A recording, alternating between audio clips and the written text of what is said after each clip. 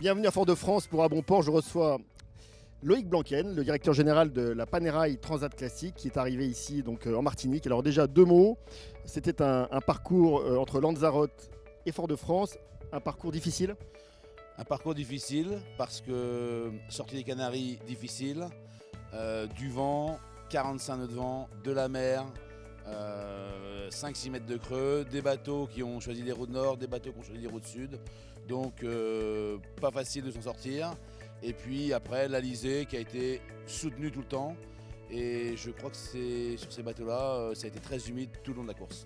Alors expliquez pour ceux qui ne connaissent pas, ce sont des bateaux donc d'époque, des bateaux classiques. Comment ça fonctionne sur une transat? Alors ça fonctionne comme sur tous les bateaux. La grande différence c'est que ces bateaux, effectivement, ce sont des bateaux classiques, ce sont des bateaux lourds, des bateaux physiques sur lesquels souvent il n'y a pas de winch, il n'y a pas d'aide à navigation. Quand on voit un bateau comme Altaïr, c'est des bateaux qui déplacent plus de 1500 mètres carrés de toile. 1500 mètres carrés de toile, tout se fait à la main. Donc on est sur des bateaux exceptionnels qui ont traversé d'ailleurs à des vitesses exceptionnelles. Alors justement, vous parliez d'Altaïr. Ce sont des bateaux qui habituellement pour des régates à la journée, on est très nombreux à bord. Là, ils étaient beaucoup moins nombreux. Ils étaient 16 sur ce bateau. En général, ils naviguent quand ils font des régates comme Cannes, Saint-Tropez, ou des régates méditerranéennes. Ils sont plutôt 25, 26, 27. Et pour des raisons évidentes d'avitaillement, de nourriture, d'eau et de vie à bord tout simplement, ils ont choisi de naviguer à 16. Donc ils étaient répartis en 3 quarts. Faut savoir que ce bateau a été construit en 1930 et il a traversé l'Atlantique à plus de 10 nœuds de moyenne. Il fait 1000 milles en 4 jours. Ce sont des bateaux qui souffrent, je veux dire techniquement, c'est un bateau en bois, donc ça veut dire que les conditions musclées qu'ils ont eues au départ, c'est compliqué. Alors, là où ils souffrent le plus, c'est dans les problèmes de frottement, de ragage, qu'on appelle le ragage, c'est-à-dire que toutes les drisses qui se frottent, il faut vérifier quotidiennement le gréement. Mais j'ai été extrêmement surpris de l'état de fraîcheur de tous les bateaux qui sont arrivés ici. Les bateaux sont en excellent état. Je crois qu'ils ont fait l'objet d'attention permanente tout au long de cette transat de la part des équipages. Ils veulent tous arriver, ils ont tous voulu gagner. Bon, il y a un classement qui existe, mais on a quelque chose de vraiment d'exceptionnel, quoi. Alors l'esprit de cette transat Panerai Transat Classique, ça reste quand même une qualité de vie maritime. On navigue, mais pas pour uniquement la compétition, mais pour se faire plaisir. Je crois que d'abord, les compétiteurs de cette course sont en grande majorité des amateurs. Alors, c'était très vrai dans les précédentes éditions, ça l'est moins maintenant puisque comme toutes les courses, la première, je dirais que c'était une course de découverte. La deuxième, les couteaux se sont affûtés. Et là, sur le plateau de cette épreuve, je crois que tous les bateaux cherchaient la victoire et beaucoup se sont entourés de services de professionnels. On a des gens comme Bruno Jourdain, on a des gens comme Yann Salin qui ont des milles et des milles et des dizaines de transats.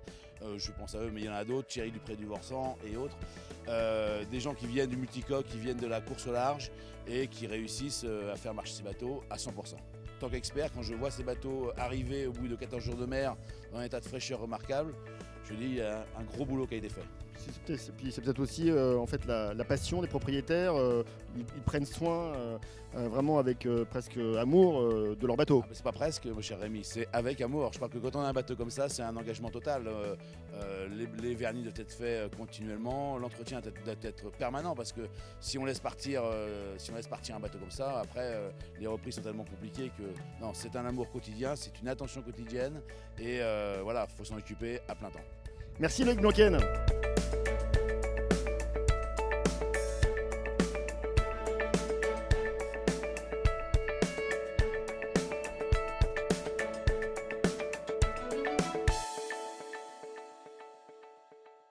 Retour avec clap de fin d'À Bon Port et je suis avec Philippe Jalta qui est le directeur du développement du comité martiniquais du tourisme, institution extrêmement importante ici en Martinique. Vous êtes ici donc sur une plage de Fort-de-France.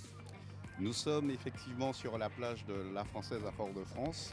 où se déroule une initiation de YOL aujourd'hui, mais plus globalement l'accueil de la Panerai, la 3e édition de la Panerai que nous sommes heureux d'accueillir. Alors justement, qu'est-ce que ça apporte à la Martinique d'accueillir une flotte de bateaux classiques avec des équipages internationaux ?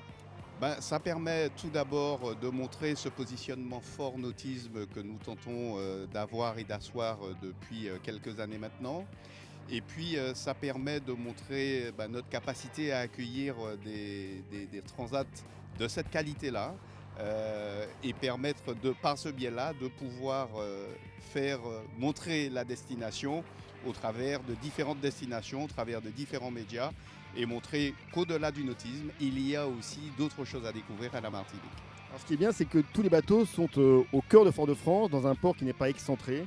Vraiment, les habitants de Fort-de-France peuvent toucher les bateaux.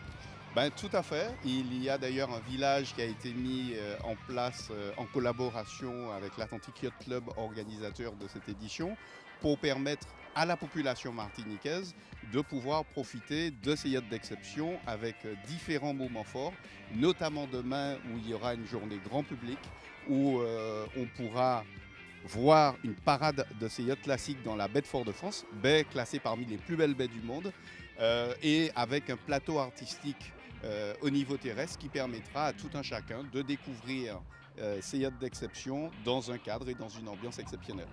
Alors, il y a bien sûr cette transat classique Panerai, mais il y a toute l'année en Martinique des événements nautiques. Du 1er janvier au 31 décembre, ça n'arrête pas, des catamarans, des yoles, du kitesurf, enfin bref, toutes les activités nautiques. Donc ça reste une île qui est un peu le paradis des sports nautiques. Tout à fait, qu'il s'agisse du kitesurf, et on a eu une compétition du 16 au 18 sur des spots remarquables qu'on a sur le Vauclin par exemple, sur Tartane. Qu'il s'agisse d'autres compétitions, et d'ailleurs on a un label Martinique Sailing Days qui vient d'être lancé et qui réunit 3 courses d'exception, le Martinique Catared qui commence le 26, la semaine nautique de Chelcher qui réunit un public plutôt d'enfants, et puis le tour de voile de la Martinique.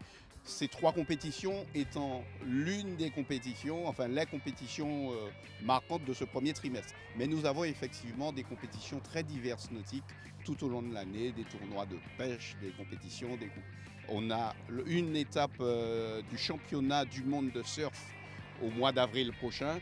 Donc effectivement, et puis sans parler de la course des yoles, du tour des yoles qui se passe au mois de juillet chaque année et qui permet à un public très nombreux de venir découvrir cette activité unique au monde. Alors justement, en quelques mots pour ceux qui ne connaissent pas, mais c'est vraiment le Tour des yoles, c'est l'événement populaire par excellence, c'est un peu votre Tour de France à vous.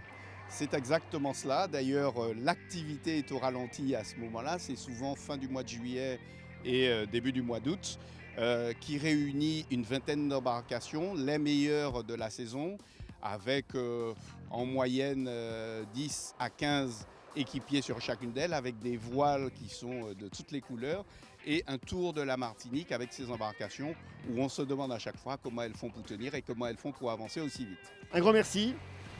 Bravo, et nous on se retrouve très vite pour à bon port pour de nouvelles aventures. Au revoir.